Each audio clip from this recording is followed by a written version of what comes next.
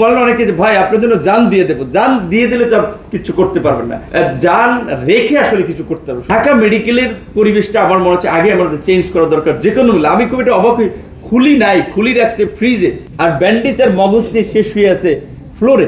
এটাও তো একটা জীবন। আমি ধন্যবাদ জানাই আজকে তাদের অ্যানিভার্সারি, সেই দিক থেকে তাদেরকে আমি শুভেচ্ছা জানাই।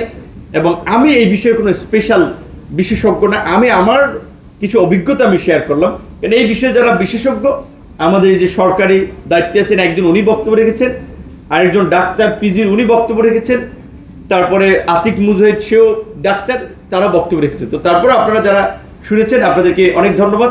এবং সর্বশেষ এটাই বলবো যে আমাদের আবু হানিফ যেটা বলেছে, আসলে আপনি ওই যে বলেন অনেকে যে ভাই আপনার জন্য জান দিয়ে দেবো, জান দিয়ে দিলে তো আর কিছু করতে পারবেন না, জান রেখে আসলে কিছু করতে হবে। সুতরাং আমাদেরকে বেঁচে থাকতে হবে, বেঁচে থেকে আসলে সব কিছুর মোকাবেলা করতে হবে। আমরা যে সুন্দর স্বপ্ন দেখি, পরিবারকে সাপোর্ট করার কথা ভাবি, সেটাকে আপনার সাপোর্ট দিতে হবে, সেই জায়গায় যেতে হবে। কিন্তু আগে বেঁচে থাকলে অনেক কিছু করা যাবে। সুতরাং আমার মনে হয় যে এই চিন্তা ভুলেও কারো করা উচিত না। এবং আরেকটা কথা সর্বশেষ আমি শেষ করব, এখানে যে যে ধর্মের থাকেন, হিন্দু, মুসলিম, বৌদ্ধ, খ্রিস্টান, ধর্মীয় ইবাদত বন্দিগির মধ্যে কিন্তু একটা অন্যতম প্রশান্তি আছে। আমি ব্যক্তিগতভাবে যখন খুব স্ট্রেস ফিল করি, তখন আমি একটু ইবাদত বন্দিগির দিকে একটু চিন্তা করি।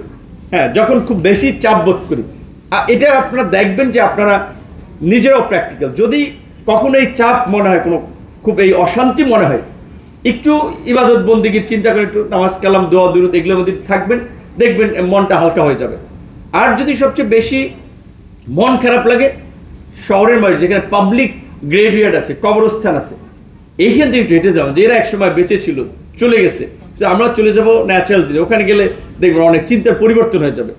আবার যদি আছে সত্যিকার অর্থে অনেকের ওই যে প্রাপ্তি অপ্রাপ্তি নিয়ে যাদের আসলে একটা অশান্তি থাকে, কম্প্যারিজনের একটা সমস্যায় ভোগেন, মাঝে মাঝে হসপিটাল, সরকারি হসপিটালগুলোতে ঘুরে আসবেন, দেখবেন যে বিশেষ করে ঢাকা মেডিকেল, আমি এটা নিতেই পারেন। এবং আমার যদি সক্ষমতা, আমি ডাক্তার, স্বাস্থ্যমন্ত্রী, আমরা একই সংসদে দ্বিতীয় সারিতে বসি, পাশাপাশি ওনার সাথে আমি এটা বলছি, ঢাকা মেডিকেলের পরিবেশটা আমার মনে হচ্ছে আগে আমাদের চেঞ্জ করা দরকার যে কোনো মূল্যে। আমি খুব এটা অবাক হই, খুলি নাই, খুলি রাখছে ফ্রিজে, আর ব্যান্ডেজ আর মগজ দিয়ে শেষ হয়ে আছে ফ্লোরে। এটাও তো একটা জীবন। আবার কেউ দেখেন স্পেশাল প্লেন, চার্টার্ড প্লেনে বাইরে থেকে চিকিৎসা করানো হচ্ছে, আবার কেউ এই দেশের একটা সাধারণ হসপিটালে বেডে থেকেই সুস্থ হয়ে যাচ্ছে।